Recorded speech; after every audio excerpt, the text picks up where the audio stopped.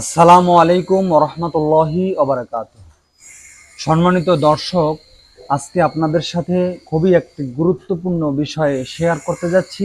ইনশাল্লাহ সকলেই ধৈর্য ধারণ করে আমার সাথেই থাকুন এবং দেখতে থাকুন। বিষয়টি হচ্ছে অভিশাপ। আমরা মানুষকে বিভিন্ন রকমের অভিশাপ দিয়ে থাকি। ইসলামে এটাকে সমর্থন করে কিনা, ইসলামে এই অভিশাপ সম্পর্কে কি বলছে, সেটা আমরা সম্পূর্ণরূপে আজকে এই ভিডিওতে জানব। সবাই দেখতে থাকুন। অভিশাপ সম্পর্কে ইসলাম কি বলে। মানুষ রাগে আগুন হয়ে অনেক সময় অভিশাপ দিয়ে বসে। অপছন্দ লোকের প্রতি আল্লাহর গজব নেমে আসার অপেক্ষা করে। তার যে কোনো ধরনের ক্ষতি ও ধ্বংস কামনা করে। এমন গর্হিত কাজ কিছু মানুষের অভ্যাসেও পরিণত হয়ে যায়। ইসলামের দৃষ্টিতে এসব সম্পূর্ণ হারাম।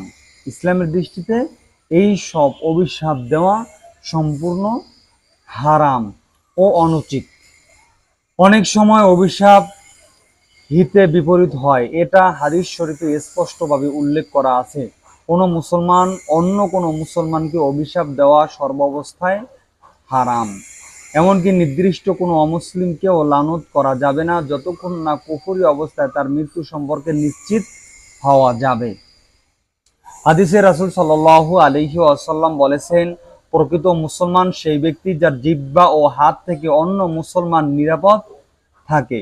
অপর মুসলমান কষ্ট পেতে পারে এমন কাজ করা কোনো মুসলমানদের জন্য শোভা পায় না।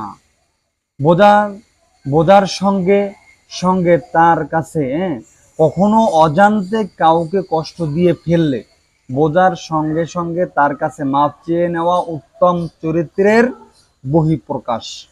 তেমনিভাবে কারো কাছ থেকে কোনো জুলুমের শিকার হলেও তাকে ক্ষমা করে দেওয়াই মহৎ চরিত্রের পরিচায়ক। হাদিসে এসব প্রসঙ্গে এসেছে, রাসূল সাল্লাল্লাহু আলাইহি ওয়াসাল্লাম বলেছেন যে, তোমার সঙ্গে সম্পর্ক ছিন্ন করে তুমি তার সঙ্গে সম্পর্ক স্থাপন করো।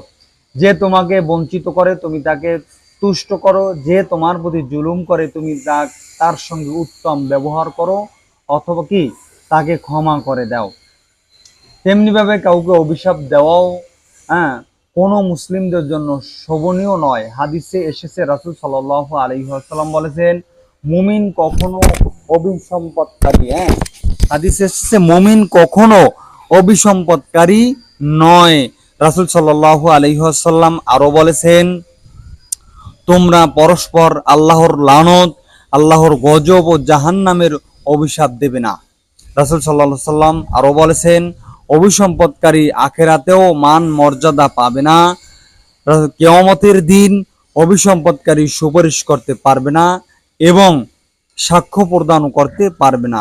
এসব হাদিস দ্বারা এবং এই ব্যাখ্যা বিশ্লেষণ দ্বারা আমরা স্পষ্টভাবে জানতে পারি অভিশাপ দেওয়া ইসলামে হারাম এবং অনুচিত এবং অবৈধ। তাই আমরা কোনো অবস্থাতেই অভিসম্পদ করব না। অন্য হাদিসে এসেছে যে অভিশাপ দেয়, অভিশাপ সরাসরি আকাশে চলে যায়, আকাশের দরজাসমূহ বন্ধ করে দেওয়া হয়। অভিশাপ জমিনের দিকে দাবিত হয়, তখন জমিনের দরজাসমূহ বন্ধ করে দেওয়া হয়। তখন ওই অভিশাপ চারোদিকে ঘুরতে থাকে। কোনো দিকে যদি যাকে অভিশাপ করা হয় তিনি যদি অভিশাপ পাওয়ার উপযুক্ত হয় তাহলে তার উপরে এই অভিশাপ গিয়ে লাগে। আর যদি ওই ব্যক্তির উপরে যাকে অভিশাপ করা হয়েছে তিনি যদি অভিশাপ প্রাপ্ত না হয় তাহলে যে অভিশাপ দিয়েছেন তার উপরে এসে ওই অভিশাপ পড়ে। সুতরাং যদি আমরা অন্য কারো ক্ষতি চাই, দেখা গেছে একটা সময় সেই ক্ষতি আমাদেরই ক্ষতি হয়ে দাঁড়াবে।